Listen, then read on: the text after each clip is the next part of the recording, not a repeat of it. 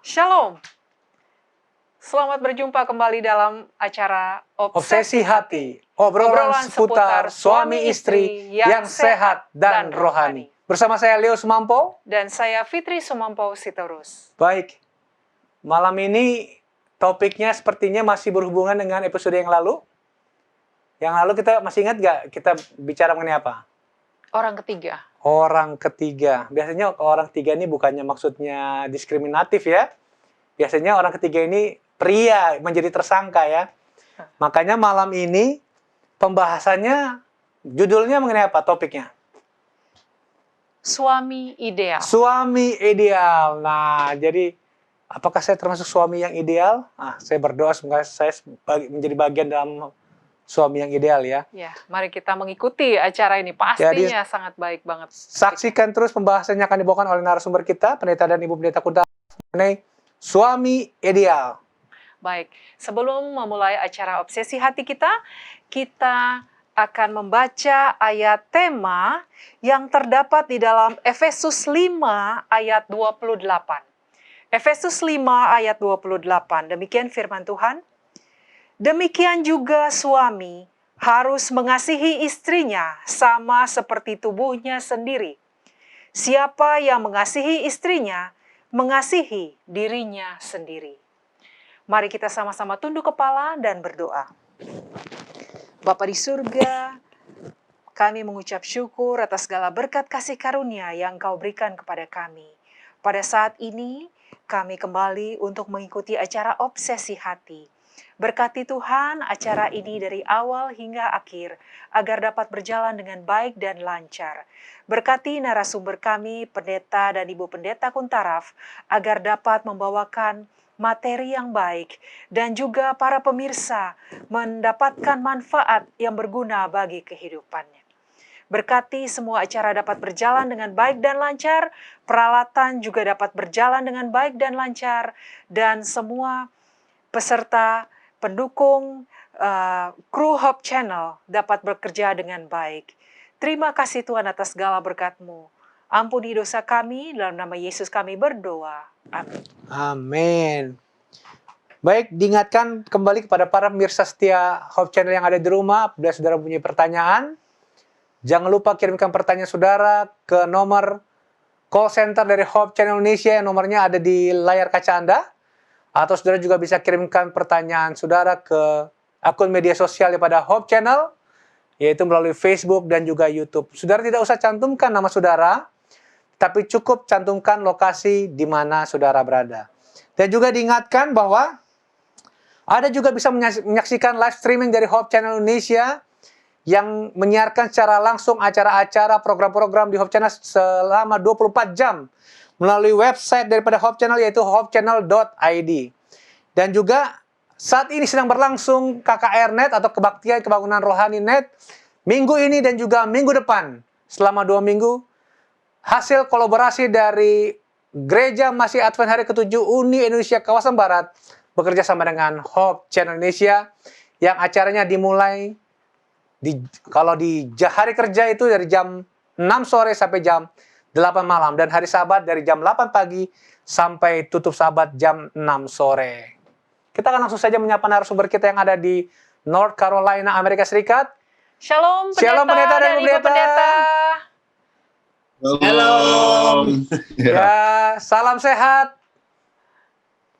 Oh ya, terima kasih. Ya. Puji Tuhan, terlihat segar. Saya tidak pernah tanya lagi sehat apa enggak, karena saya lihat Om Tante selalu sehat wajahnya. Makanya saya bilang salam sehat. Oh. Ya.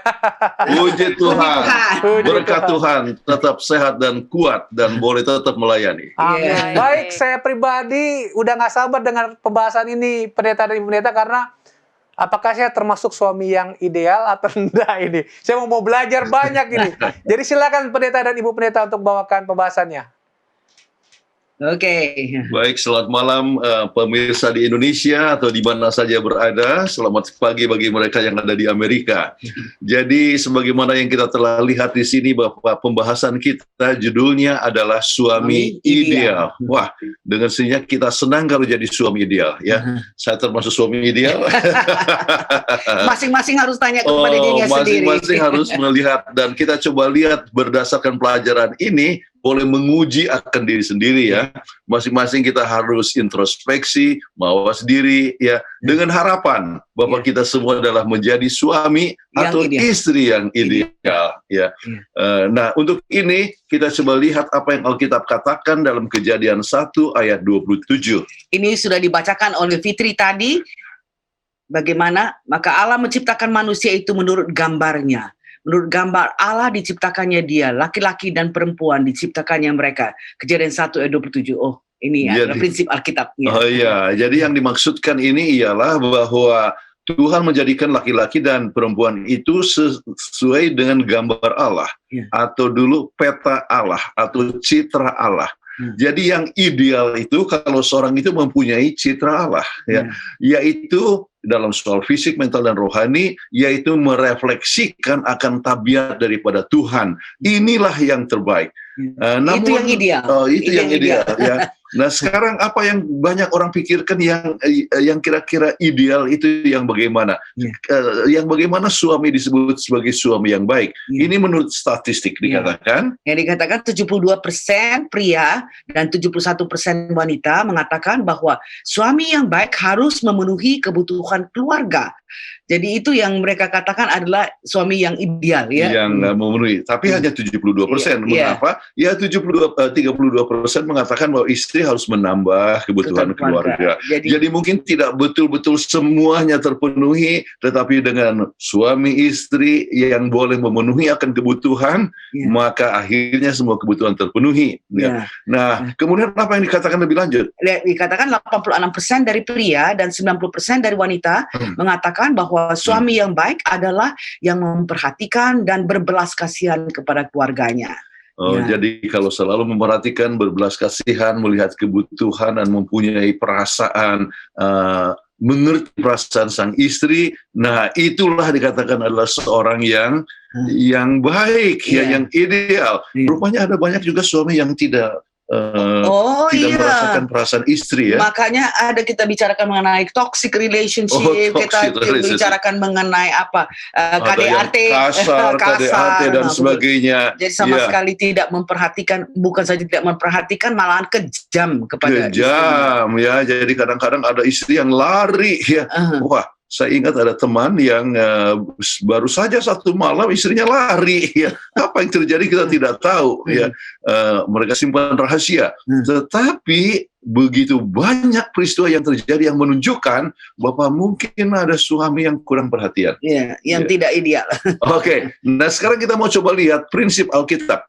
Menurut Alkitab yang ideal itu bagaimana? Ya, ini yang kita harus melihat, uji bersama-sama. Oke? Kita lihat di dalam yang pertama, ya. Kita lihat dalam Markus 10 ayat 6 dan 7 dikatakan, sebab pada awal dunia Allah menjadikan mereka laki-laki dan perempuan. Setelah itu laki-laki akan meninggalkan ayahnya dan ibunya dan bersatu dengan istrinya. Berarti orang ini harus sudah mandiri. Jadi sudah punya pekerjaan, atau bisa menghasilkan. Sebab ada juga orang-orang muda yang sudah pacaran kepengen kawin, padahal masih menikah. Belum ada income. Padahal sekolah pun belum selesai, ya. Akhirnya tinggal sama orang tuanya, ya. Jadi ada lagi nanti mertua yang ikut campur dan sebagainya. Jadi sudah ruwet, ya. Jadi banyak masalah yang terjadi. Jadi yang pertama ialah bahwa suami yang ideal adalah yang siap untuk mandiri, bisa memenuhi akan kebutuhan daripada keluarganya. Jadi jangan cepat-cepat.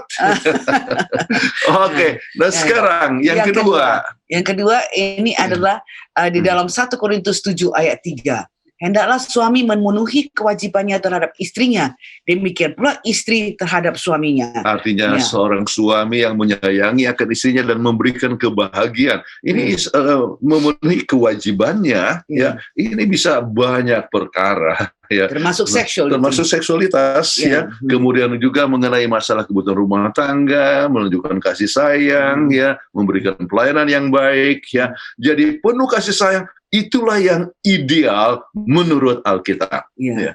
Kemudian kita lihat lagi nanti ini suami ideal menurut Alkitab yang poin ketiga. Kalau kita baca di dalam 1 Korintus 7 ayat 4 dikatakan istri tidak berkuasa atas tubuhnya sendiri tetapi suaminya. Demikian pula suami tidak berkuasa atas tubuhnya sendiri tetapi istrinya. Jadi kita bisa lihat di sini bahwa suami istri itu harus mempunyai komitmen, Ya, setia dan komitmen, ya. Jadi hanya kepada pasangannya. Jadi tubuh daripada sang istri itu adalah milik daripada suami dan tubuh suami itu milik daripada istri.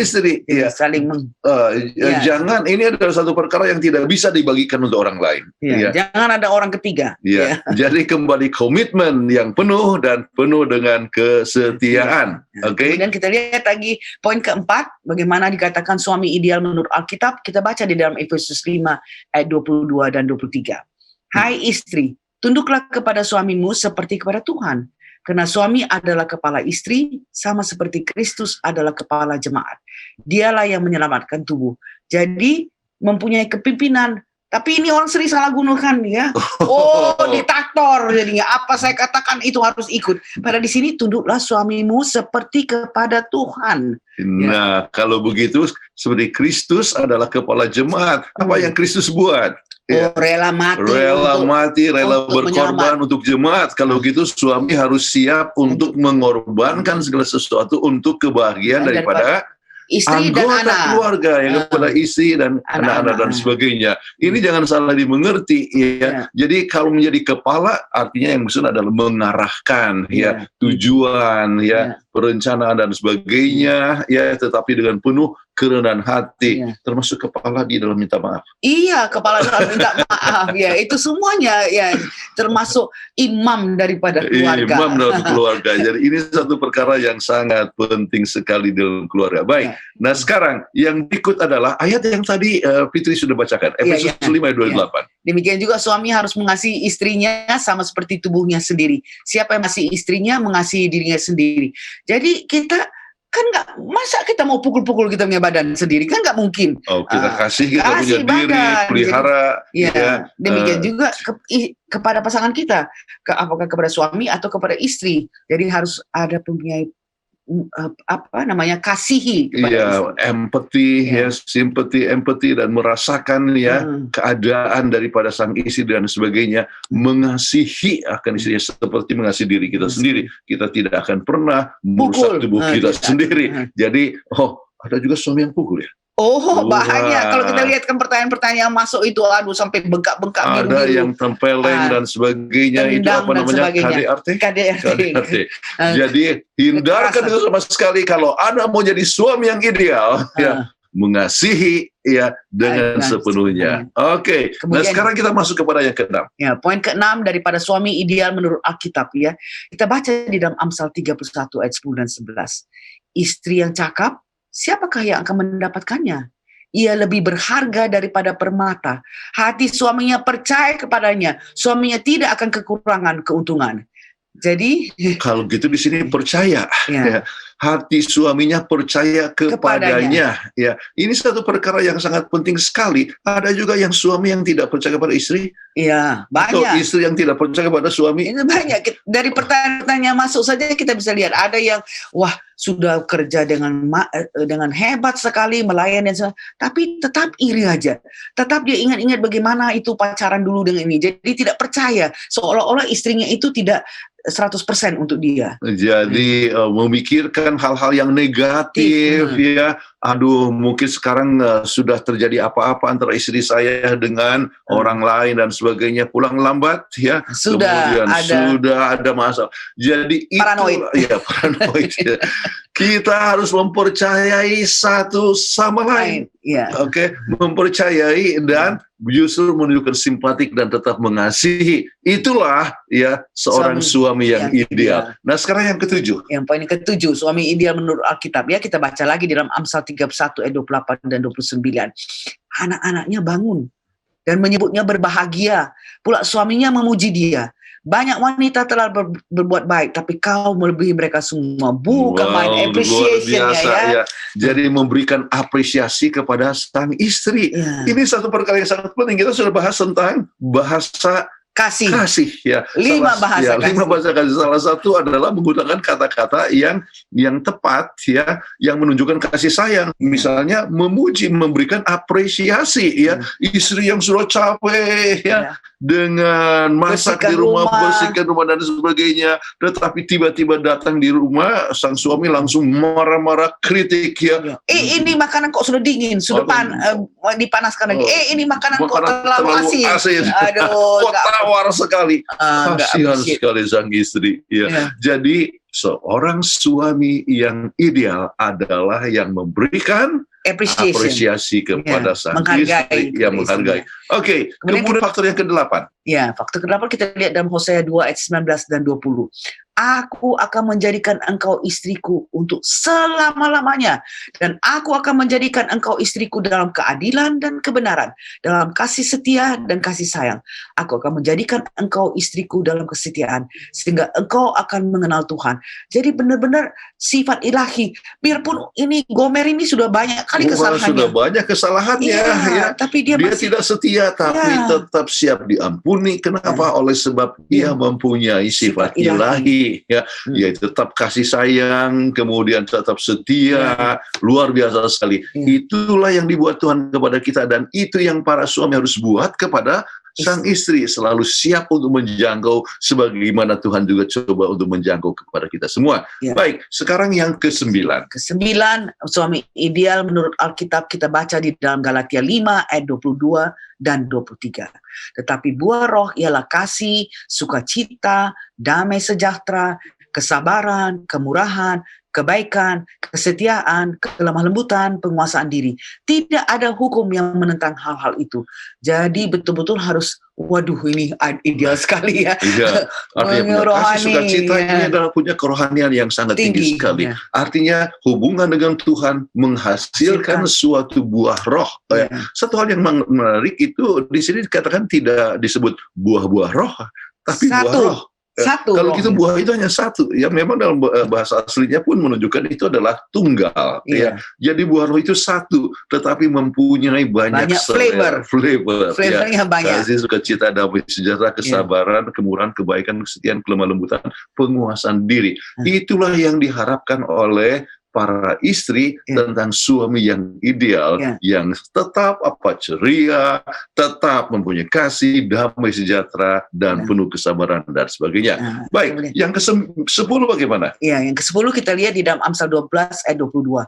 Orang yang dusta bibirnya adalah kekejian bagi Tuhan, tapi orang yang berlaku setia dikenannya. Jadi suami itu harus jujur, jangan bohong-bohong. Jadi apa yang dikatakan adalah sesuai dengan yang dipikirkan, kemudian itu juga yang dilakukan ya, di depan atau di belakang tetap sama. Jadi adalah satu hal yang jujur sekali. Itu yang diharapkan. Jadi kan ada pertanyaan yang masuk, kenapa kalau di gereja itu bukan main bagus sekali, ajar sekolah sahabat bagus sekali, tapi di rumah istrinya itu dia buas sekali seperti singa. Tidak. Jadi singa atau macan? Macan atau apa?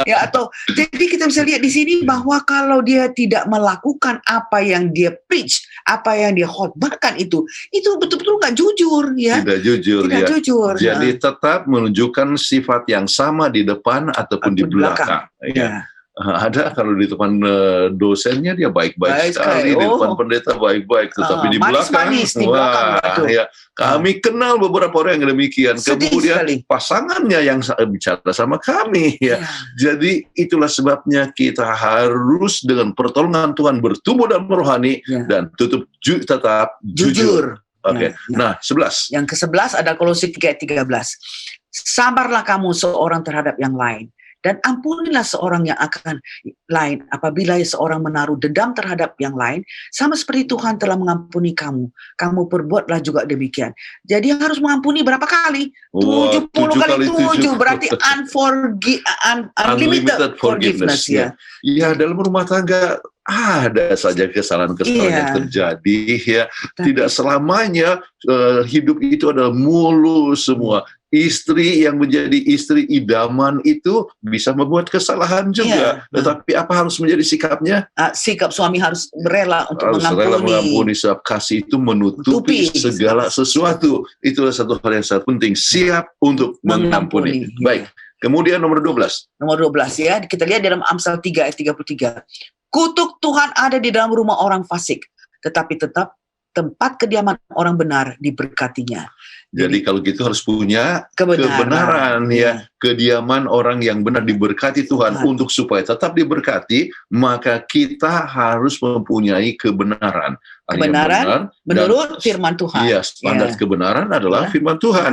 Ingat Alkitab mengatakan tentang kebenaran beberapa kali, ya. Misalnya di dalam buku Matius 17, ya, ayat 17 katakan, sucikanlah kamu, kuduskanlah mereka dalam kebenaran, Firman Tuhan dan adalah kebenaran. firman adalah kebenaran, ya. Itu adalah satu perkara yang sangat penting sekali, ya. Kemudian misalnya di dalam Yohanes 14 ayat 6 yang katakan, akulah jalan, kebenaran, dan hidup, ya. Jadi dengan demikian bahwa Yesus adalah kebenaran. Ya. Atau di dalam buku di dalam buku Mazmur 119 ayat 30 dikatakan hukum Tuhan adalah kebenaran. Jadi kalau begitu dalam rumah tangga yang bahagia, yang perlu memiliki kebenaran adalah sesuai dengan Alkitab, sesuai dengan hukum Allah, sesuai dengan Yesus Kristus. Baik, nah sekarang kita coba lihat lebih lanjut akan pembahasan berikut, yaitu ayat yang ke-13, ya. Ya. Apakah suami ideal itu? Ya. Oke, kita coba lihat, ya. Rupanya ada sesuatu perkara yang Ini. Oke. Ini. Jadi poin yang ke-13, apakah suami yang ideal menurut Alkitab? Kita baca di dalam Keluaran 20 ayat 17. Jangan mengingini rumah sesamamu. Jangan mengingini istrinya, atau hambanya laki-laki, atau hambanya perempuan, atau lembunya, atau keledainya, atau apapun yang dipunyai sesamamu. Jadi kita, seorang suami itu harus mempunyai kepuasan. Puas, Jangan sudah contented, iya, ya. sudah punya istri, lihat lagi istri orang lain. Dan juga bukan hanya istri orang lain, tetapi Barang juga orang lain. barang orang lain dan sebagainya. Kita harus mempunyai perasaan Puas. yang puas, ya. Kita perlu bertumbuh di dalam ekonomi, kita perlu bertumbuh sebab dengan bertumbuh kita bisa untuk menolong orang lain, bisa menjadi berkat, bisa membantu akan jemaat dan sebagainya. Namun hindarkan perasaan yang tidak puas. ya. Dan apa maksudnya tidak puas? Ya kerja terus. $1 more. One more dollar. Seperti get some money. Iya, kita pergi di Israel kan dibilang get some money. Jadi dia bilang apa? Oh, get some money katanya. Artinya $1 more. $1 more. Ya. Jadi, banyak orang yang kerja terus dan lupakan istri, lupakan anak-anak, lupakan akan waktu, ya. Karena nggak puas. Tidak merasa puas. Kita perlu mempunyai kepuasan dalam hidup. Oke. Baik, kita masuk kepada 14. Ya, poin yang ke-14. Wah, ini banyak sekali poinnya ya. Waduh. Kita baca dalam 1 Yohanes 4 ayat 18 dikatakan, di dalam kasih tidak ada ketakutan. Kasih yang sempurna melenyapkan ketakutan. Sebab ketakutan mengandung hukuman, dan barang siapa takut, ia tidak sempurna di dalam kasih. Jadi harus berani. Kalau Iya. suami itu nggak berani, ya istri lebih-lebih lagi takut. Ya. Ketakutan. Nah, lawan daripada takut kan berani. Artinya berani dengan apa? Berani dalam mempertahankan kebenaran. Berani dalam menghadapi kehidupan. Ya. Berani untuk mencari kerja. Ya, berani untuk Optimis ya. ya, melindungi istri. Berani untuk melindungi akan Apapun keluarga, dibilang memenuhi orang, kebutuhan dan sebagainya. Jadi berani, jangan takut-takut. Aduh, sekarang ekonomi susah zaman COVID ini, ya nggak usah cari kerja lah, ya. Jadi hanya mengharapkan bantuan daripada mertua, mengharapkan bantuan daripada orang lain dan sebagainya. Kita harus berani, ya, untuk bertindak, untuk berusaha dan sebagainya. Keberanian adalah sifat suami yang ideal. Oke. Kemudian nomor 15. Ya, ke-15 ya. Amsal 22 ayat 24 sampai 25. Dikatakan, jangan berteman dengan orang-orang yang lekas gusar, kemarah ya. Jangan bergaul dengan seorang pemarah, supaya engkau jangan menjadi biasa dengan tingkah lakunya dan memasang jerat bagi dirimu sendiri. Jadi betul-betul kita suami yang ideal itu harus sabar ya. Jangan sabar, jangan cepat marah ya. Jadi kadang-kadang marah oleh sebab kurang tidur, ya. Kadang-kadang marah oleh sebab dimarah oleh orang lain, atau mungkin juga oleh sebab makanan kita terlalu banyak berlemak tinggi, bisa juga cepat marah ya. Makanya kita harus berusaha untuk juga mempunyai pola hidup yang baik, yang sehat, baik, sehingga kita punya sifat yang sabar. Oke, 16. Yang ke-16, 1 Korintus 15 ayat 33. Janganlah kamu sesat, pergaulan yang buruk merusakkan kebiasaan yang baik.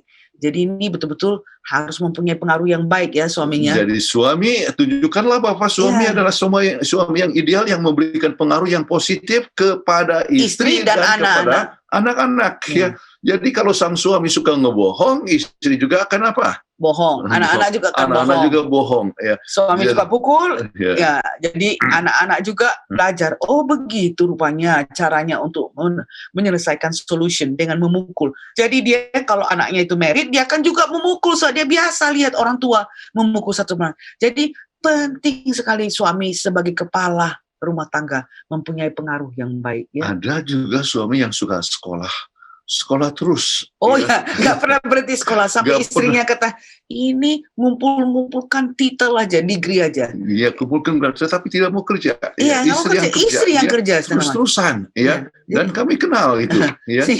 Ini mempunyai pengaruh yang jelek juga kepada istri dan anaknya. Jadi memberikan pengaruh yang baik. Oke, mengekang diri. Amsal 23 ayat 20 dan 21. Ya, ini adalah poin yang ke-17 suami ideal menurut Alkitab ya. Janganlah engkau ada di antara peminum anggur dan pelahap daging. Jadi jangan sampai mabuk-mabuk ya. Karena si peminum dan si pelahap menjadi miskin. Ya orang mabuk itu bisa jadi miskin kan karena nggak bisa kerja. Dan kantuk membuat orang berpakaian compang-camping ya. Jadi kemiskinan yang terjadi oleh sebab apa? Oleh sebab dia daripada kerja dia hanya minum-minum saja di kedai tuak misalnya. Ataupun di kedai-kedai artinya yang ada minuman-minuman keras. Ya, dan sebagainya. Saya ada teman juga ya, dia kena kepada orang, padahal itu tamatan dokter, tapi karena dia suka minum, jadi akhirnya nggak punya rumah, tidur di mobil aja. Jadi itulah, jadi kantuk ya, membuat orang berpakaian compang-camping, jadi kayak homeless ya. Jadi makanya sangat suami menyedihkan sekali. Sangat menyedihkan. Jadi kita harus dapat mengekang diri, mengekang selera kita. Ya. Itu adalah satu perkara yang sangat penting ya. Dan ini berhubungan juga dengan sikap ya kepada kita masing-masing. Baik, 18. Ya. Matius 5:27 sampai 28. Kamu telah mendengar firman, jangan berzina, tapi aku berkata kepadamu, setiap orang yang memandang perempuan serta menginginkannya sudah berzina di dalam hatinya. Jadi harus setia, jangan dari pikiran itu. Jadi mulai daripada pikiran ya. Dan itu sering pikiran dipengaruhi juga oleh bacaan ataupun tontonan dan sebagainya. Makanya kita sudah bahas mengenai masalah pornografi ya.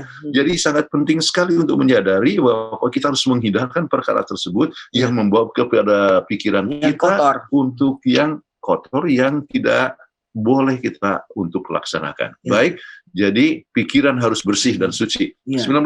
Ke-19 Amsal 13 ayat 20, siapa bergaul dengan orang bijak menjadi bijak, tapi siapa berteman dengan orang bebal menjadi malang.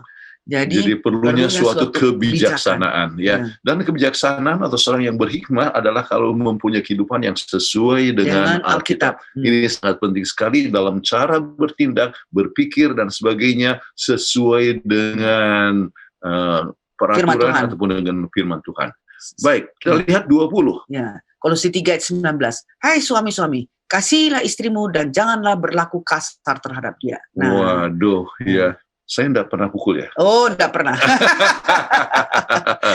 Jadi, Oke, kita harus tetap mengasihi. Bayangkan Tuhan sudah karuniakan istri yang kita cintai atau mencintai kita. Kenapa kita harus kasar ya? Kata-kata kita itu kita harus rem ya, dan kita harus dapat mengontrol diri ya. Bukan berarti istri itu selamanya itu harus baik ya. Kadang-kadang juga ada dalam keadaan capek, tetapi kita harus menjawab dengan baik dan sebagainya. Jangan berlaku kasar kepadanya. Oke. Ingat dirinya, istri adalah dirinya sendiri. Jadi istrinya sendiri. Jadi kalau kita kan nggak mau pukul diri kita sendiri, nggak mau kasar kepada diri kita sendiri. Kemudian baik, kita nomor 21. 21 di dalam Roma 12 ayat 9. Ini ada 2 ayat ya. Hendaklah kasih itu jangan pura-pura. Jauhilah yang jahat dan lakukanlah yang baik. Kemudian dalam 1 Yohanes 3 ayat 18, anak-anakku, marilah kita mengasihi bukan dengan perkataan atau dengan lidah, tetapi dengan perbuatan dan kebenaran. Ini sekali lagi kita harus mengasihi jangan preach saja, jangan berkhotbah aja. Jangan hanya pintar khotbah saja, tetapi juga menghidupkan akan khotbah kita atau menghidupkan ajaran kita. Kita ada orang yang katakan, kamu harus dengar apa yang saya ajarkan, tetapi jangan ikuti apa yang saya buat. Itu sudah salah. Itu adalah satu perkara yang tidak tepat. Kemudian jangan hanya pura-pura, bukan hanya dengan supaya dipuji. Ada orang juga yang bagi-bagi makanan supaya dipuji orang. Oh iya. Supaya orang bilang, wah dia orang yang baik, ya dia itu.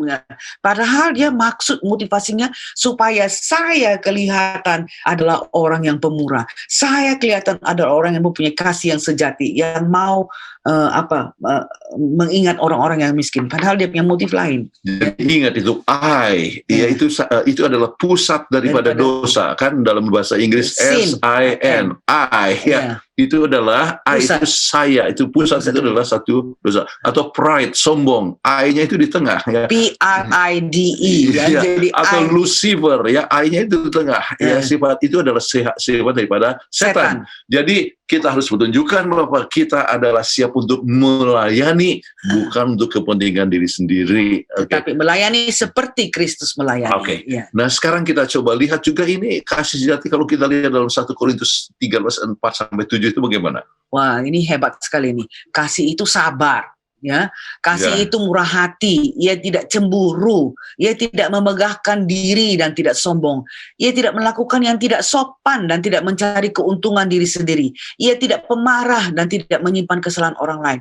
Ia tidak bersukacita karena ketidakadilan, tetapi karena kebenaran. Ia menutupi segala sesuatu, percaya segala sesuatu, mengharapkan segala sesuatu, sabar menanggung segala sesuatu. Wah, ini kasih yang sejati ya. Inilah sifat agape ya. Ini adalah kasih yang berasal daripada Tuhan. Namun itulah yang harus direfleksikan dalam hidup kita masing-masing, dan itu harus dimulai di rumah tangga. Di rumah tangga, sifat pengampunan, tidak pemarah ataupun tidak menyimpan kesalahan daripada pasangannya, ya tetap adil, tetap sopan dan sebagainya. Ini adalah satu sifat yang harus diperkembang. Sementara kita mengadakan perjalanan menuju ke surga, sifat surga harus sudah mulai dipupuk sementara kita berada di dunia ini. Sebab ingat, Tuhan menciptakan kita sesuai dengan petanya, ya. Petanya yang penuh kasih. Jadi itu 21 ayat-ayat dalam Alkitab yang menunjukkan tentang suami yang ideal. Nah, sekarang ada karakteristik tambahan dari berbagai macam sumber-sumber yang lain, ya. Ada 12 lagi. Jadi kalau gitu untuk mendapatkan suami yang ideal harus mempunyai berapa? 33 karakteristik. Luar biasa. Mudah-mudahan kita semua begitu ya, para suami. Dengan pertolongan Tuhan. Tetapi kita sebutkan dengan cepat saja. Pertama adalah apa? Harus gigih. Kemudian mempunyai pengertian. Jadi gigih itu jangan gampang putus asa ya. Tentunya punya pengertian kalau misalnya ada suatu kesalahan ya kita harus dapat mengerti ya. Terus kemudian mempunyai belas belas kasihan. kasihan. Nah, belas kasihan itu bukan apa, mempunyai compassion ya. Jadi kita kalau istri tuh sakit, jangan kita bilang, aduh kasihan, tapi nggak dia apain lah, di apalah, dijamah, ya dikasih air, sebab dikasih ada beda kata kasihan. pity dalam bahasa Inggris, pity ya, dengan compassion, ya. Kasihan dan belas kasihan. Kalau kasihan, belas kasihan itu merasakan dan coba berbuat sesuatu. iya. Oke. Kalau kasihan tuh, orang itu wah, orang minta di jalan, kasihan, tapi nggak dikasih sedekah. Ya, itu namanya kasihan Itu aja, enggak pity, tapi tidak ada compassion. Kemudian harus adil, ya. Adil, ya, dalam keluarga, waktu yang diberikan ya kepada istri itu sangat penting sekali. Ya, adil, ya. Kemudian Jangan terus kerja, tidak ada waktu untuk istri, harus ada adil, ya. Kemudian harus menghormati, ya. Jadi kata-kata kita jangan begitu kasar, sudah tidak lagi menghormati kepada istri. Ya. Kemudian bersifat positif, ya. Jadi lihat potensinya. Ya, jangan lihat negatifnya, jangan lihat kesalahannya langsung marah dan semprot dan sebagainya. Padahal sebetulnya ada banyak hal yang dapat dibuat, yang sudah dibuat, yang tidak diperhatikan, yang tidak di acknowledge, ya, tidak dihargai. Kemudian harus rajin, ya. Kalau harus kerja, iya, ada suami yang nggak rajin, dia pikir, sudah nggak, ini saya sudah kerja di kantor, sudah capek, sekarang di rumah saya seperti raja, tidak mau. Iya, tapi harus rajin, harus bantu istri yang lagi. Ini yang berikut lembut, ya. Apakah suami bisa lembut juga? Bisa dong. Bagaimana Kristus itu lembut? Lembut, ya. Harus. Artinya dalam bahasa Inggris itu gentle, ya. Jadi dapat mengerti perasaan orang lain dan coba walaupun marah, tetapi mungkin dikatakan dengan I statement, dengan saya kecewa. Ingat yang kita katakan kunci komunikasi. Tetap lembut, ya. Suka berdamai. Oke. Ada orang yang dendam, ya. Kemudian marah kepada istrinya 3 hari tidak pulang. Ya. Ada 7 hari tidak pulang. Bahkan kami dapatkan surat ada yang 1 bulan tidak pulang. Wah, itu adalah satu hal yang tidak baik. Jadi suka berdamai, kemudian perlu punya kerendahan hati, menerima seadanya, ya. Dan sangat mendukung, saling mendukung satu sama lain. Baik, itu kira-kira dasar pemikiran ataupun bahan yang sangat penting untuk menjadi suami yang ideal sesuai dengan Alkitab. Dan saya rasa semua ingin mempunyai, artinya semua istri ingin mempunyai suami yang ideal, ya. Dan kita harapkan suami berusaha untuk menjadi suami yang ideal. Tapi kuncinya adalah berpaut dengan Kristus. Kalau enggak berbuah, ya. Buah itu kan tidak bisa lahir kalau cabangnya itu sudah dipotong daripada pohon anggur itu. Ya, cabang itu dipotong, ya pasti dia nggak bisa berbuah. Demikian juga kita. Kalau kita tidak bersatu dengan Tuhan, kita tidak bisa menjadi suami yang ideal, ya. Oke. Baik, silakan moderator. Baik. Terima kasih banyak pendeta dan ibu pendeta untuk paparan topik yang sangat menarik ini. Ya, kiranya semua suami bisa introspeksi diri. Bagaimana? Apakah saya termasuk suami ideal? Coba kita lihat semua nilai-nilainya. Ada pasti nilai yang cukup ideal. Amin. Ya. Saya berdoa deh spesial menjadi suami ideal buat kamu. Amin. Terima kasih pendeta dan ibu pendeta, pembahasannya luar biasa. Iya. Ya, pada malam hari ini. Kami mengundang kepada para pemirsa, bila Anda mempunyai pertanyaan seputar topik pembahasan yang telah dibawakan atau seputar rumah tangga, silahkan mengirimkan pertanyaan Anda ke nomor call center Hope Channel Indonesia atau dapat meninggalkan pesan di kolom komentar media sosial, YouTube, ataupun Facebook. Sebelum kita masuk ke sesi tanya jawab, kita akan mengikuti yang satu ini. Jadilah Tuhan kehendak-Mu, Engkaulah kali, aku debu. Jadikan aku sesuka-Mu, aku menunggu di kaki-Mu.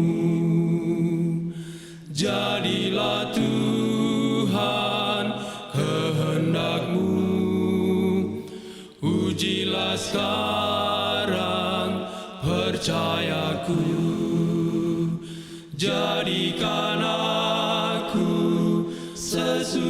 bersamamu, aku menunggu di kakimu.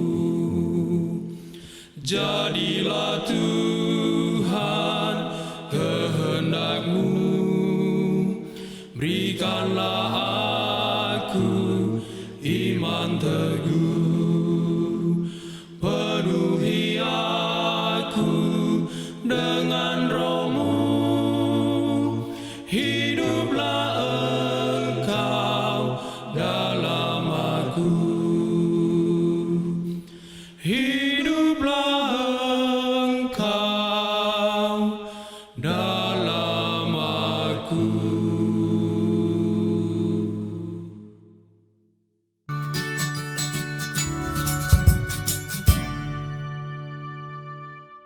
Kembali lagi dalam acara Obsesi Hati, dan kita akan masuki ke sesi tanya jawab. Baik, pendeta dan ibu pendeta, mungkin kita akan menjawab pertanyaan dari episode-episode sebelumnya, pendeta, karena ada permintaan dari pemirsa. Ada beberapa pertanyaan yang dari episode sebelumnya yang tidak sempat terjawab oleh karena banyaknya pertanyaan pada episode yang sedang dibahas. Ya, seperti yang dari homoseks sampai yang kemarin orang ketiga, itu ada beberapa pertanyaan yang belum dijawab. Jadi kita akan coba dulu untuk memenuhi permintaan daripada pemirsa Hope Channel. Kita akan coba jawab dulu yang dari episode yang lalu, yaitu orang ketiga. Ada beberapa pertanyaan yang mereka minta untuk dijawab oleh pendeta dan ibu pendeta Kutaraf. Boleh begitu ya, pendeta dan ibu pendeta? Oh, boleh. Silakan. Oke, ini pertanyaan pertama ini cukup panjang, makanya dia minta tolong ditanyakan katanya. Selamat malam. Terkait topik obsesi hati, orang ketiga, saya ingin bertanya, bolehkah? Boleh. Pertanyaannya, saya jawab, karena bolehkah? Boleh. Pertanyaan saya adalah, saya punya masalah rumah tangga yang sama sesuai topik pembahasan ini. Suami saya selingkuh selama 3 tahun, dan saya baru ketahuan tahun 2021 ini. Oh, kami akan baru 9 tahun menikah bulan Mei mendatang. Belum dikaruniai anak. Alasan suami selingkuh karena ingin memiliki anak. Sedangkan kami sudah periksa di dokter, saya sehat. Sedang suami belum periksa dirinya, tapi menurut dia ingin mencoba dengan wanita lain dan seterusnya. Yang jadi pertanyaan saya ingin bercerai, apakah Tuhan berkehendak? Walaupun suami berjanji akan berubah, tapi hati saya sudah tidak percaya. Dan bayangan perzinahannya terus saja menghantui pikiran saya. Bahkan saya sampai tidak bisa makan. Dan bahkan suasana rumah tidak sebahagia dulu lagi. Saya sudah konseling dengan hamba-hamba Tuhan. Memang semua tidak menganjurkan saya untuk bercerai. Saya ingin alasan yang lebih alkitabiah lagi. Dan walaupun sakit, saya akan terima alasan apapun itu untuk bercerai ataupun tidak bercerai. Ini emotikon nangis ini pendeta, kasihan sekali dia. Pertanyaan terakhirnya, apakah bercerai karena suami selingkuh itu dosakah? Nah, silakan pendeta dan ibu pendeta. Ini panjang sekali ini pertanyaannya. Silakan pendeta, ibu pendeta. Baik, terima kasih.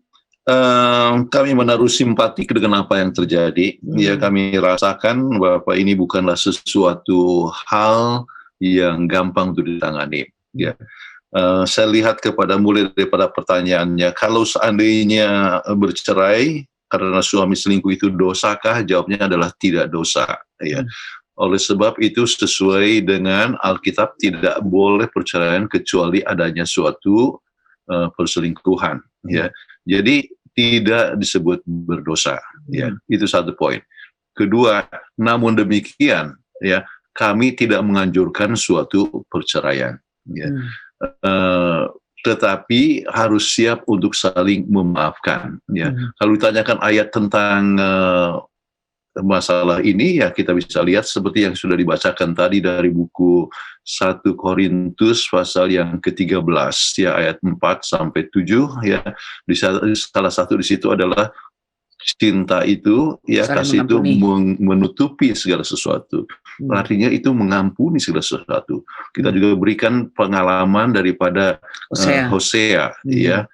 Hosea juga istrinya itu selingkuh, ya, tetapi dia tetap mengampuni, mencintai dan mengambil dia, menebus kembali dia, ya.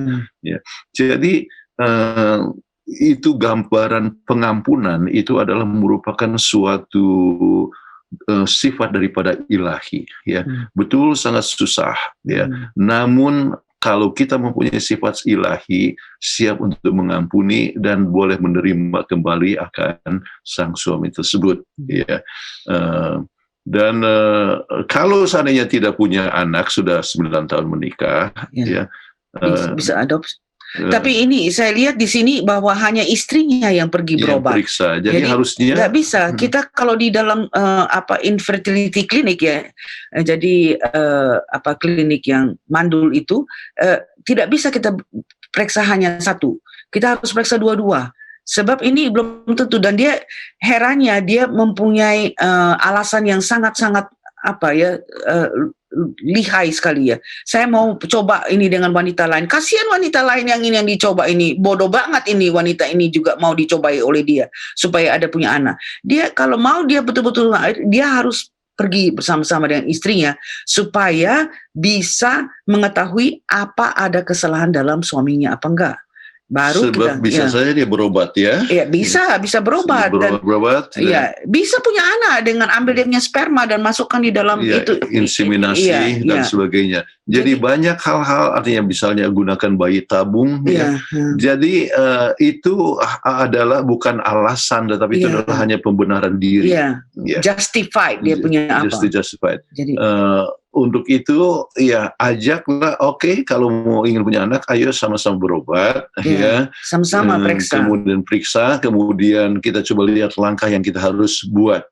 Kalau sampai sama sekali tidak memungkinkan, ya, kemudian tidak salah untuk mengangkat anak. Adopsi. Ya. Kita dapatkan orang tua yang mempunyai anak angkat, dan anak angkat adalah sama seperti anaknya sendiri, ya. Dan malahan lebih baik lagi. Ada kita punya teman juga, dia punya anak sendiri, tapi dia mengangkat anak. Waktu dia mengangkat anak, sekarang kita lihat bahwa justru anak angkatnya itu lebih memerhatikan dia sebagai orang tua daripada anaknya sendiri. Jadi bukan jelek kalau mengangkat anak. Ada banyak anak angkat yang patuh dan hormat kepada orang tua. Jadi kembali anjuran kami, tidak usah bercerai, ampuni, ya, kemudian sama-sama datang kepada Tuhan, sama-sama berobat, maka suasana kembali bisa seperti sedia kala. Ya. Susah untuk dilakukan, tapi dengan pertolongan Tuhan dapat dilakukan. Itu bisa terjadi untuk orang lain dan bisa juga terjadi kepada Anda. Tapi mungkin saya karena saya baca juga tadi, bagaimana dengan rasa traumanya dia, pendeta dan ibu pendeta. Kalau kita baca tadi cerita dia malah membayangkan perzinahan suaminya itu kan menimbulkan trauma yang sangat dalam buat dia. Itu bagaimana itu ya, pendeta dan ibu pendeta ya? Ya, kalau suami tidak mau mengaku dan tidak hanya mau membenarkan diri, ya, dia bilang saya akan coba ini dengan wanita lain, itu memang sangat traumatik, benar-benar sangat traumatik. Tapi kalau suami yang ideal adalah suami yang bersedia untuk mengaku kesalahannya, ya, dan bilang mari kita berdoa biar kita biar saya bisa berubah. Dan lagi-lagi kita harus berpaut dengan Tuhan untuk mempunyai buah-buah yang baik. Jadi perasaan trauma itu bisa timbul kalau memang dia tetap sama sekali tidak percaya kepada suami. Ya. Tetapi kalau misalnya suami menunjukkan akan sifat pertobatan yang baik, penyesalan yang baik, kemudian mengampuni masa yang lalu, maka memulailah sesuatu perkara yang baru, maka apalagi kalau misalnya akhirnya bisa dapatkan anak, apakah dengan cara bayi tabung atau dengan bayi tabung dan sebagainya, maka perasaan trauma itu makin lama dapat diatasi. Oke. Terima kasih banyak untuk jawabannya, pendeta dan ibu. Pertanyaan berikutnya, Shalom. Bagaimana menghilangkan pikiran negatif setiap memandang perempuan cantik atau menarik sehingga terhindar dari dosa atau perselingkuhan? Terima kasih. Silakan pendeta dan ibu. Jadi harus seperti Yusuf ini. Begitu sudah lihat itu, ini Sorry, puas kepada istri sendiri. Ada saya ingat itu katanya. Jadi orang bilang kita suami ini harus seperti kuda ya, ditutup dengan mata ini. Tapi kalau kita tahu bahwa itu adalah kelemahannya, jangan kita main-main dengan kelemahan itu. Oke, Ya. poin yang sangat penting ialah bahwa kecantikan itu adalah satu berkat Tuhan. Ya. Jadi keindahan, Tuhan suka kepada keindahan. Ya. Tetapi sesuatu perkara yang lebih penting daripada keindahan jasmani adalah keindahan rohani. Ya. Oke. Nah, pikiran-pikiran yang negatif, ya, pada saat melihat seseorang dan sebagainya sering timbul oleh sebab hasil daripada bacaan, hasil Ataupun daripada tontonan, ya, hasil daripada pembicaraan dengan orang yang kadang-kadang rombongan laki-laki bicara dengan laki-laki, kemudian bicaranya mengenai masalah perkara-perkara yang berhubungan dengan masalah seksualitas dan sebagainya. Nah, jadi untuk mempunyai pikiran yang baik, ya, Bacalah yang baik. bacalah yang baik, ya. Jangan Yaitu, bergaul dengan orang yang ya, pergaulan yang baik. Jadi firman Tuhan, ya, selalu dekat dengan Tuhan. Maka pada saat melihat sesuatu hal yang bisa membuat dia jatuh, langsung firman Tuhan yang berbicara kepadanya untuk katakan, oh, ini tidak benar. Ya, I'm a married man. Ya, jadi saya adalah seorang yang sudah menikah. Dan ini tidak boleh saya pikirkan yang tidak-tidak. Ya. sama seperti Yusuf, ya, begitu sama istri Potifar, oh tidak. Ya. Bagaimana saya bisa menyakiti hati Tuhan dengan berbuat dosa ini? Ya. Jadi terus langsung dikekang. Oke, baik. Terima kasih. Jadi dengan demikian, itulah yang kita harus buat. Penuhi pikiran dengan perkara-perkara yang rohani. Bacaan-bacaan rohani, Alkitab, atau tulisan buku-buku rohani, dengar banyak khotbah yang baik, sehingga kita akan mempunyai pikiran yang suci dan tidak akan tergoda pada saat melihat hal-hal yang bisa membawa kepadanya suatu kejatuhan. Dan bergaul dengan teman-teman yang mempunyai pikiran rohani. Ya. Jangan dengan pikiran-pikiran yang membawa kita ke jurang. Mungkin saya kasih contoh sedikit. Oke. Anak kami Andrew yang sudah meninggal, ya. Kadang-kadang dia bergaul, dia suka naik motor, ya, dan teman-temannya itu banyak artinya yang tidak satu iman, ya, tetapi mempunyai hobi yang sama, naik motor. Satu waktu ada satu orang di antara mereka, siapa namanya, Jason, ya, dia lihat seorang wanita yang lewat, ya, sampai putar, kemudian dia putar kepalanya terus dia kepada wanita ini. Kan sering laki-laki begitu, ya. Lihat. Kemudian apakah jawab daripada Andrew? Jason, remember you are a married man. Anda adalah seorang yang menikah, ya. Sudah menikah. Ya, yang sudah menikah. Ya. Jadi apa namanya? Ini dikasih tahu kepada kami sesudah Andrew meninggal. Ya, Bapak Andrew selalu mengingatkan saya bahwa saya tidak boleh menyeleweng. Ya, saya tidak boleh melihat-lihat orang yang cantik-cantik itu. Jadi tidak usah itu, mata terus memandang. Sampai dia bilang, oh, Andrew sudah dipanggil Tuhan terlalu cepat, katanya. Dia yang menguatkan kami. Jadi kami pun dengarnya pun jadinya sedih, tapi berterima kami kasih. Senang bahwa Andrew sudah menjadi saksi waktu dia hidup. Itu. Baik, terima kasih Pendeta dan Ibu Pendeta untuk jawabannya yang luar biasa.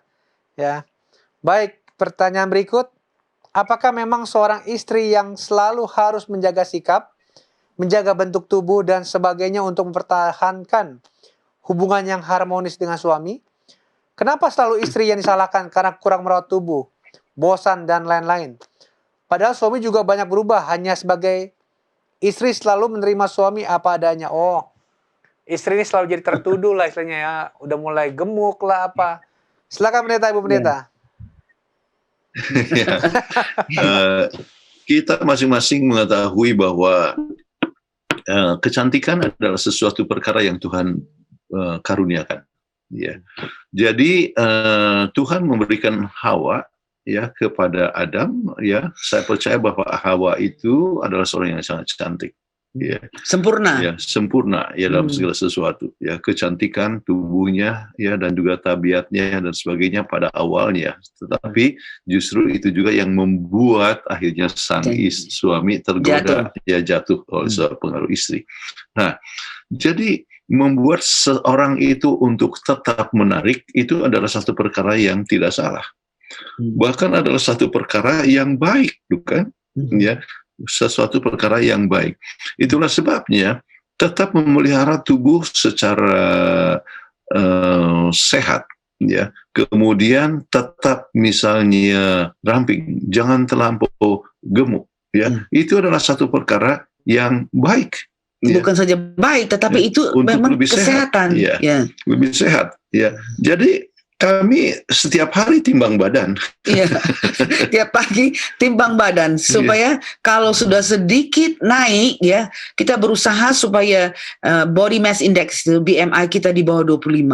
Kalau sudah sedikit naik, wah ini hari ini kita harus berpuasa ya, jangan hari sampai ini puasa atau hari ini kita hanya makan buah saja, ya, atau buah dan sayur, ya. Jadi jangan kita tidak makan nasi, tidak makan nasi, karbohidrat. Ya, hari ini kita belum makan nasi, artinya maksudnya minggu ini, ya. Sebab kita takut, takut tinggi. Sebab itu berhubungan dengan kesehatan saja juga, bukan hanya mengenai masalah kecantikan dan sebagainya. Jadi saya percaya, ya, untuk kesehatan, untuk tetap keharmonisan di dalam tubuh, dalam rumah tangga dan sebagainya, dan juga memberikan kesan yang baik, ya, sebagai seorang Kristen yang baik, maka kita harus menghindarkan satu keadaan tubuh yang menunjukkan bahwa kita tidak mengekang diri, ya.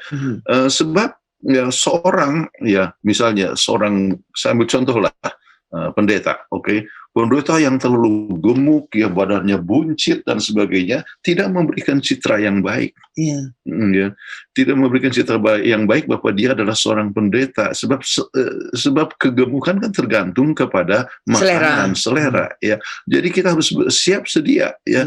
Jadi pola hidup yang sehat hidup yang sehat penting sekali. Ya. Bukan saja untuk kesehatan, tapi juga lebih kelihatan menarik. Jadi artinya untuk menjadi saksi bagi Tuhan, ya. Orang pertama lihat dia punya badan. Jadi kalau orang membahas tentang kesehatan, dia gemuk sekali. Ada kami teman, dia punya master dalam public health, ya. Kemudian dia justru health educator di rumah sakit, tetapi badannya, ya, tidak menunjukkan bahwa dia adalah seorang health educator yang baik, ya. Bagaimana orang akan mendengar? Jadi kuasa, ya, itu sangat penting sekali. Kuasa dari kata-kata kita tergantung kepada bagaimana kita dapat menghidupkan. Sang suami yang punya kasih sejati dengan sendirinya akan menerima sang istri bagaimanapun gemuknya dia akan tetap sayang dan sebagainya. Namun, ya, sang istri juga melihat kalau makin dia makin gemuk, apalagi kalau sudah menopause, ya, susah sekali. Itu akan lebih gampang untuk dapat penyakit jantung, lebih gampang untuk dapatkan stroke, ya. Maka akibatnya nanti suami yang harus jaga istri, dan suaminya jaga istri, oleh sebab istrinya stroke, ada orang yang jaga sampai 10 tahun, 20 tahun, 30 tahun, ya. Dan ada yang sedih malahan karena istrinya sudah sakit-sakitan gitu, saya sudah bosan, pergi dia keluar negeri. Ya, sebab istrinya juga Alzheimer, ya, nggak ingat, dia bilang buat apa, dia pun nggak kenal sama saya, jadi dia pergi, istrinya masih hidup sudah pergi cari perempuan lain di luar negeri. Jadi ini memang sangat-sangat penting, bukan saja untuk supaya kita kelihatan cantik, tapi supaya kita sehat, mempunyai pola hidup yang sehat, itu sangat-sangat penting. Jadi untuk kesehatan, tetap menarik dan juga menjadi saksi yang baik. Maka saya anjurkan kepada sang istri yang bertanya pada ini, saya anjurkan tetap dia mengekang diri, ya, sehingga tetap menarik, ya, dan sehat dan memberikan pengaruh yang baik juga kepada orang lain. Terima kasih banyak untuk jawabannya, Pendeta dan Ibu. Baik, pertanyaan selanjutnya. Selamat malam, Pastor Kuntaraf dan Ibu Dr. Kuntaraf. Pertanyaan saya, kita berumah tangga sudah 40 tahun, tapi suami saya masih ada perasaan curiga padahal saya sudah setia kepadanya. Waduh, 40 tahun masih curiga. Luar biasa. 40 tahun ya. Silakan Jadi pendeta sudah dan tua Ibu. ini. Oke, mungkin ya Gerak-geriknya. saja Anda memang setia, ya, tetapi kadang-kadang mempunyai sikap yang kadang-kadang memberikan suatu kecurigaan, ya.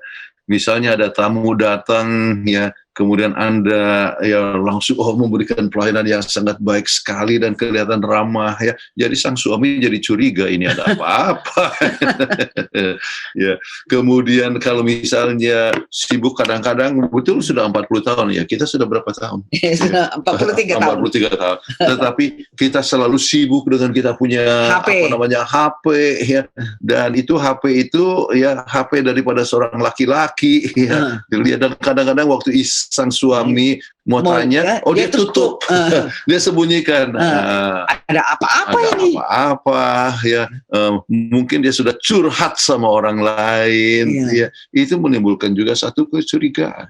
Jadi kalau supaya jangan dicurigai, ya, tetaplah Harus terbuka. menunjukkan kasih sayang. HP tidak usah sembunyi-sembunyi. Istri saya bisa lihat saya punya HP. Ya, HP juga suami harus bisa lihat, baca. Oke. Jadi kemudian sikap kepada orang lain, ya, kalau misalnya kalau misalnya saya tidak ada, ya istri saya mana mau menerima tamu, ya. Iya. Jadi dulu pernah saya sedang tidak ada, waktu itu kami sedang di mana ya? Saya sedang adakan perjalanan, kemudian ada orang tamu dari pernah menjadi guru dari anak saya di Singapura. Iya. Oke, anak kami di Singapura. Iya. Dia bertamu, tetapi ya saya bilang suami saya nggak ada di rumah. Jadi bagaimana bisa terima orang lain? ya. Jadi kemudian dianjurkanlah untuk tinggal di guest room, ya, dan sebagainya. Jadi itulah hal yang kita harus ingat, yaitu bertindak hal yang menghindarkan hal yang bisa membuat suami jadi curiga. Ya. Baik, terima kasih Pendeta dan Ibu Pendeta untuk jawabannya.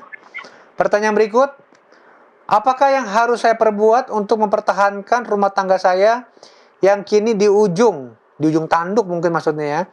Gara-gara saya mengatakan dia murahan. Oh, ini pria mungkin ini yang bertanya.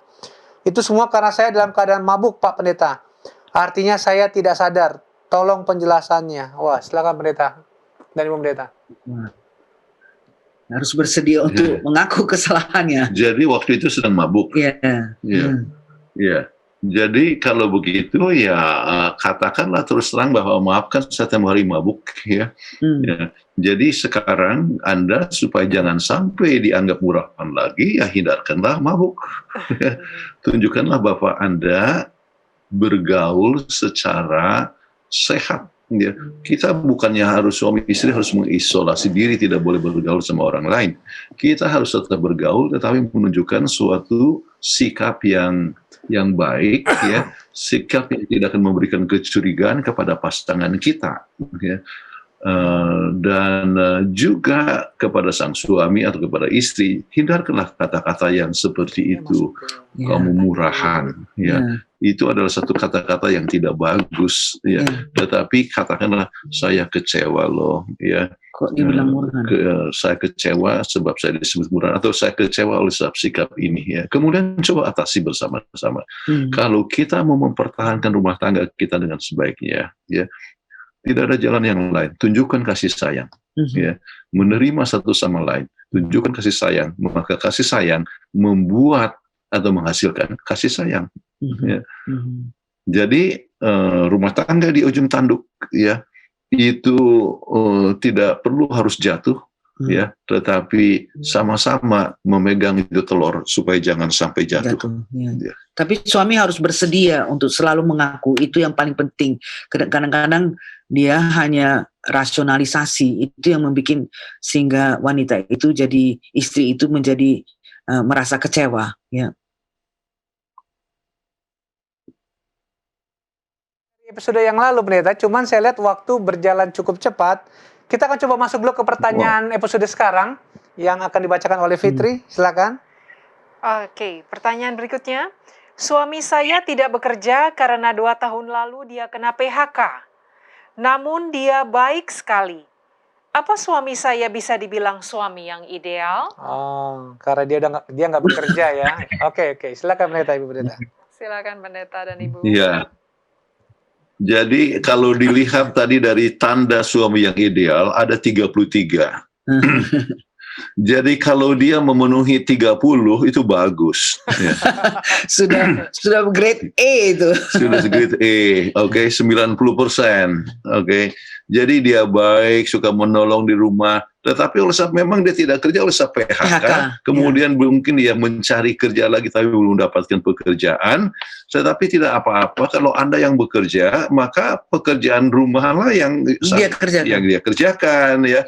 Jadi di rumah jangan hanya nonton TV aja ya, atau lihat-lihat kepada internet, apalagi situs-situs porno ya.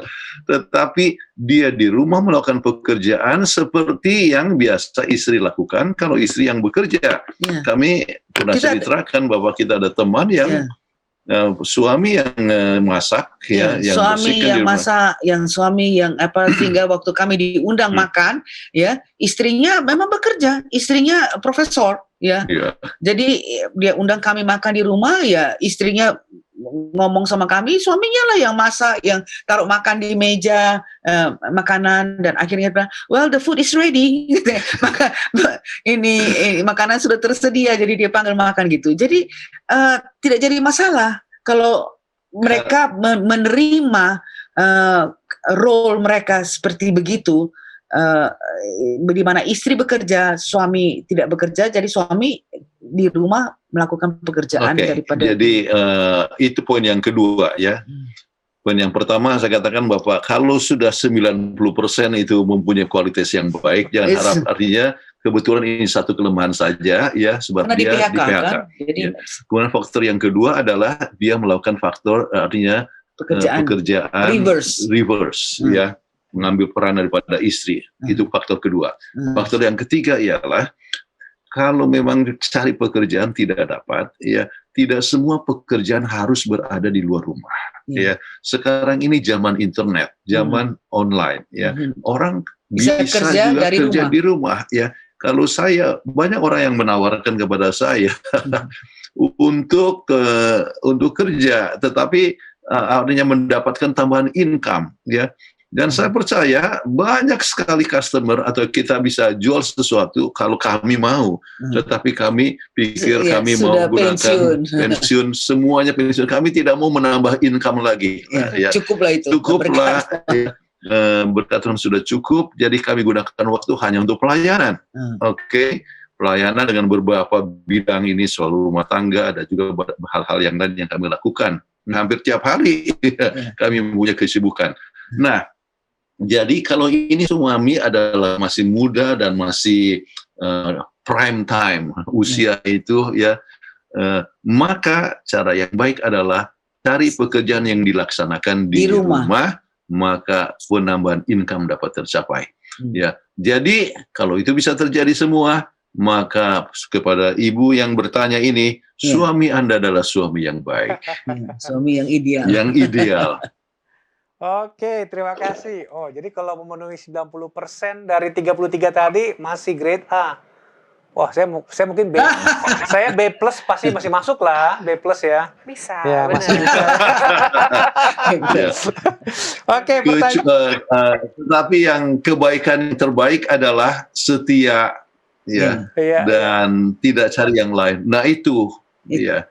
Jadi kalau misalnya dia adalah 32, dia punya 32 points ya. Tetapi yang satu yang tidak baiknya adalah tidak setia. Wah, percuma juga ya. Itu tidak ideal. Berantakan. Oke, baik. Terima kasih Pendeta. Pertanyaan berikut. Bagaimana kalau suami seorang pemabuk dan tidak mau bekerja, jauh dari suami ideal? Apakah saya boleh meninggalkannya? Wow, perceraian lagi nih. Silakan Pendeta. Dari Bu Pendeta. Sesuai dengan Alkitab, ya, yang bisa disebut alasan untuk perceraian hanyalah jikalau ada perselingkuhan. Ya. Dan kalau pemabuk belum sampai jadi alasan untuk Dapat bercerai. perselingkuhan. Tetapi kalau orang mabuk mempunyai kecenderungan juga untuk tidak setia. Ya. Kalau mabuk akhirnya dia bisa melakukan berbagai macam hal-hal yang di luar kesadarannya, termasuk ke dalam ketidaksetiaan. Kalau sudah sampai ke arah situ, ya, maka ada suatu alasan untuk perceraian. Ya. Tetapi kalau hanya untuk mabuk, ya, tidak sampai jadi disebutkan alasan untuk bercerai.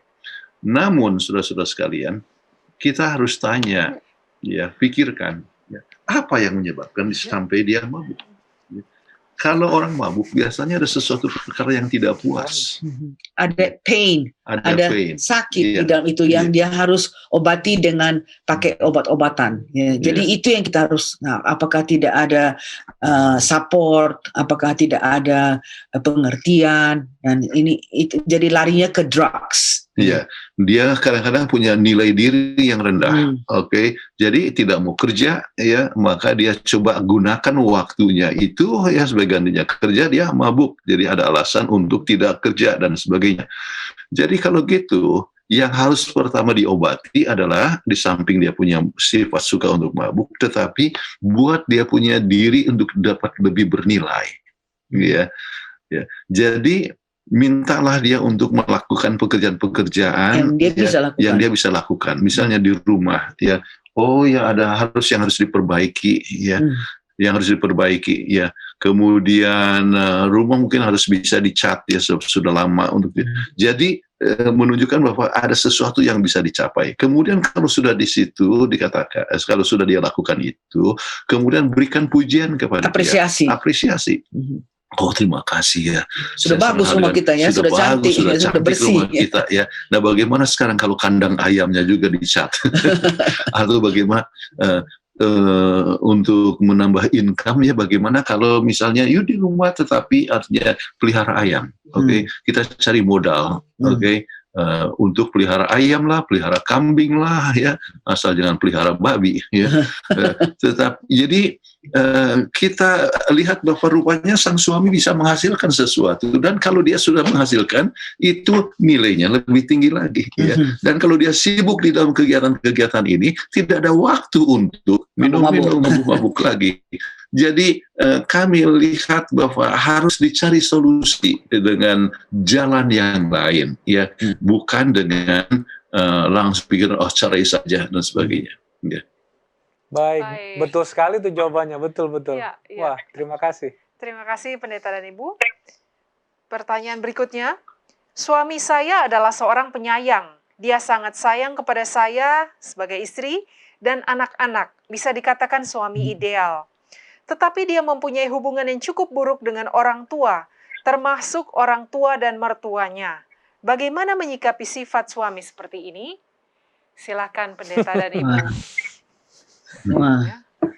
Ya, kalau dia penyayang, ya, kemudian dia sayang kepada Anda, ya, Anda juga sayang kepada dia, maka Anda bisa memberikan suatu pengaruh, ya, untuk kepadanya untuk sayang kepada orang tua.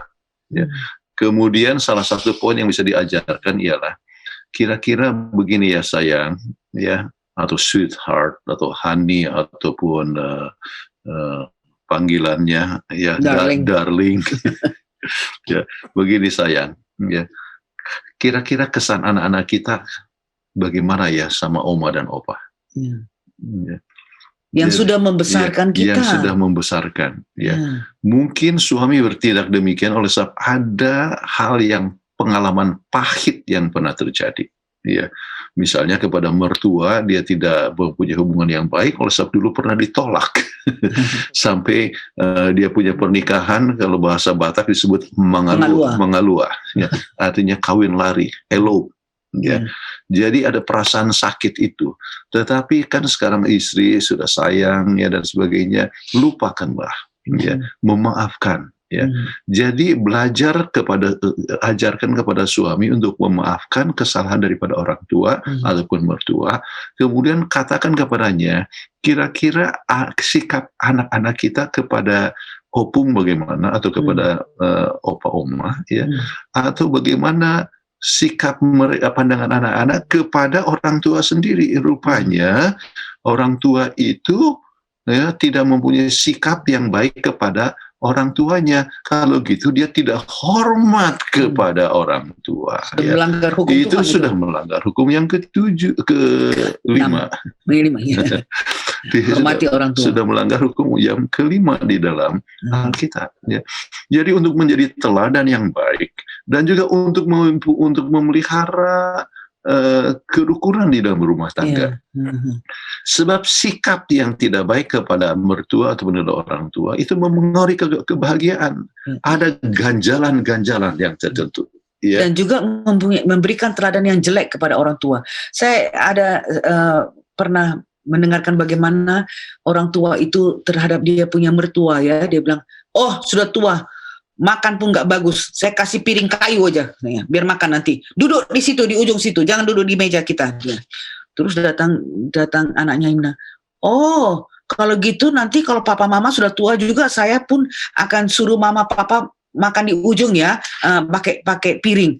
Baru dia tersentak. Dia pikir, waduh, saya ini memberikan pengaruh yang jelek kepada anak saya sehingga anak saya berpikir itu adalah sesuatu yang boleh dilakukan kepada orang tua.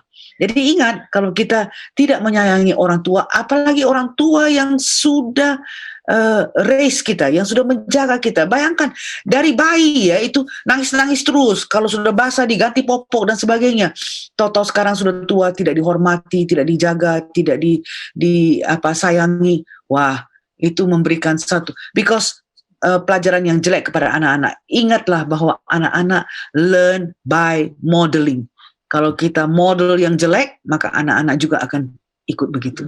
Oke, jadi kembali tetap ya, jadi beberapa poin di sini ya, bahwa oleh sebab kasih sayang ya, biarlah kita berterima kasih pada orang tua ya, tunjukkan kasih sayang. Sebab ini memberikan teladan yang buruk. Kalau misalnya menyayangi kepada orang tua, memberikan teladan yang baik kepada kita punya anak-anak. Itu poin yang kedua. Poin yang ketiga, supaya kita tetap merasakan kerukunan di dalam rumah tangga. Poin yang keempat juga, kalau kita tidak baik kepada mertua, kan gereja juga tahu, ya, masyarakat juga tahu, kita tidak menjadi contoh yang baik kepada masyarakat. Jadi saksi. Rumah tangga Kristen itu harus menjadi saksi kepada orang lain. Ya. Jadi untuk faktor-faktor ini, maka Anda sebagai istri yang merasa disayang oleh suami, marilah memecahkan bersama-sama. Kalau ada pemecahan masalah yang lalu bisa diatasi bersama-sama. Oke. Baik, terima kasih Pendeta dan Ibu Pendeta untuk jawabannya. Pertanyaan berikut. Apakah baik kalau sebelum menikah saya menerapkan kriteria suami ideal ini kepada pacar saya? Wah, ini menarik, seru nih. Dibukain 33 kriteria. Wah, nggak cocok. Silakan Pendeta, Ibu Pendeta. Seru ini. Ini banyak seorang gadis yang belum menikah yang menanyakan ini. Jadi kalau Anda mau buat ini sebagai kriteria, ini adalah satu hal yang baik. Memang walaupun tanpa seminar ini, umumnya semua wanita mempunyai keinginan mempunyai suami yang ideal. Ya, masing-masing punya kriteria. Nah, saya juga dulu untuk mencari istri, mencari orang yang mempunyai kriteria, ada daftarnya yang kita mau itu ya, yang begini. Oke, ya. Jadi itu tidak salah. Ya. Hanya ada beberapa amaran. Ya. Pertama, tidak ada orang yang sempurna. Ya. Anda juga tidak sempurna. Jadi faktor yang kedua, biarlah Anda yang harus menjadi calon istri yang ideal sebelum mengharapkan suami yang ideal. Ya, apakah Anda seorang yang ideal atau tidak? Ya, itu faktor yang kedua. Ya, kemudian faktor yang ketiga, ya, adalah harus diingat, ya, tidak ada yang sempurna. Mungkin, ya, poin-poin yang sangat mendasar itulah yang sangat dibutuhkan. Misalnya basic ya, yaitu dasar seorang yang seiman, seorang yang dapat dipercaya, ya, seorang yang setia kepada Tuhannya, ya, seorang yang baik kepada orang tua, ya. Jadi kalau misalnya orang baik kepada orang tua, dia mempunyai kecenderungan untuk baik kepada Anda sebagai istri, ya. Tetapi kalau dia sudah bentak-bentak sama mamanya, ya, maka akan menjadi masalah juga kalau Anda menikah, ya. Jadi kalau misalnya, dan kesetiaan dalam perkara-perkara yang kecil itu sangat penting sekali, sebab kalau dia tidak setia, ya, dalam soal yang kecil, dia akan tidak setia kepada soal yang Anda, besar. ya, di dalam rumah tangga. Jadi ambil beberapa poin-poin yang sangat penting, tetapi jangan harapkan 100%, 33 poin, ya.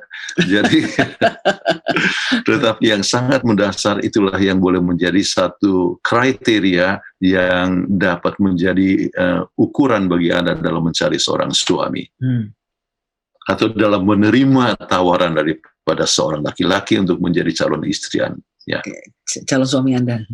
Baik, ini sebenarnya ada pertanyaan juga yang tapi sudah menjawab ini ya, karena pertanyaannya, apakah menjadi suami ideal itu harus memiliki semua unsur yang disebutkan tadi atau cukup beberapa saja sudah dapat dikatakan suami ideal juga? Mohon pendapatnya pendeta dan ibu pendeta. Jadi sudah dijawab tadi oleh pendeta dan ibu pendeta ya, bahwa Iya. Jadi basic kriteria. Ya, cari yang dasar, jadi sukar untuk dapatkan yang 100%, ya 33 poin. Jadi kalau sudah dapat 30 poin sudah sangat bagus, asal ya, yang sangat penting yaitu tetap setia kepada Anda. baik. Namun waktu juga yang berjalan dengan cepat ini yang harus membuat kita mengakhiri acara ini, pendeta. Padahal pertanyaan kami sudah coba cepat tadi bertanya, tapi tetap saja tidak terkejar pertanyaan yang ada ini. Jadi kami minta maaf kepada para pemirsa Hope Channel kalau pertanyaan saudara belum bisa dijawab pada malam hari ini. Tapi kami pastikan di episode mendatang, Senin depan, kami akan mencoba membawakan pertanyaan saudara, dan Pendeta Kuntara dan Ibu Pendeta Kuntara akan menjawab pertanyaan saudara yang mungkin harus kita pending dulu pada malam hari ini karena waktu kita sudah habis. Baik, Pendeta, silakan closing statement dari episode kita kali ini, Pendeta. Semua orang merindukan suami yang ideal atau istri yang ideal. Ya, seorang yang ideal adalah jikalau seorang itu mempunyai citra ataupun gambaran Allah. Ya, jadi Alkitab harus menjadi suatu dasar. Ya, dalam hal ini masalah iman, ya, satu iman sangat penting sekali, mempunyai kasih sayang, mempunyai sifat untuk mengampuni, ya, menerima satu sama lain, menghormati satu sama lain, itu sangat penting sekali. Tetapi yang sangat penting dengan sini adalah kalau seorang itu berhubungan dengan Tuhan secara pribadi, kenal Tuhan secara pribadi, maka akan menghasilkan buah-buah, ya, akan menghasilkan buah penurutan, buah iman. Dan itu akan memberikan unsur-unsur yang sangat penting untuk kebahagiaan dalam rumah tangga, ya, termasuk kasih sayang dan pengampunan. Itu dasarnya adalah jika kita berhubungan dengan Tuhan. Sebab itu, ya, biarlah itu yang menjadi unsur yang pertama. Seorang yang mempunyai sifat ilahi, yaitu hubungan yang dekat dengan Tuhan, adalah yang sangat ideal untuk menjadi suami kita atau calon suami kita. Amin. Baik, terima kasih. Kami undang Pendeta Kuntara untuk membawakan doa tutup. Bapa kami dalam surga, kami datang bersyukur oleh sebab Engkau dalam kasih-Mu memberikan bimbingan yang baik bagaimana untuk mempunyai rumah tangga yang berbahagia. Kiranya kami semua berusaha, ya Tuhan, mempunyai hubungan yang erat dengan Tuhan, sehingga boleh menjadi suami yang ideal ataupun istri yang ideal.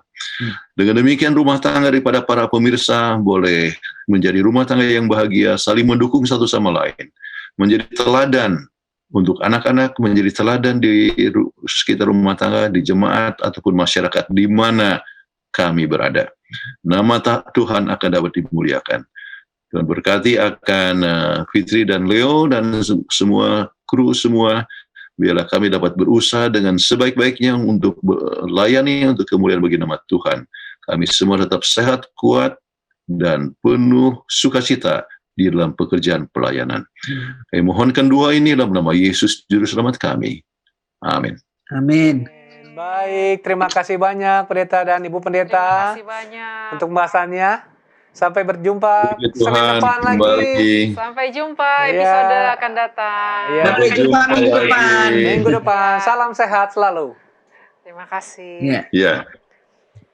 Kembali kami mengingatkan kepada para pemirsa bahwa bila Anda mempunyai usulan topik yang akan dibahas di Obsesi Hati ataupun pertanyaan seputar rumah tangga, silakan mengirimkannya ke nomor call center Hope Channel Indonesia ataupun melalui media sosialnya.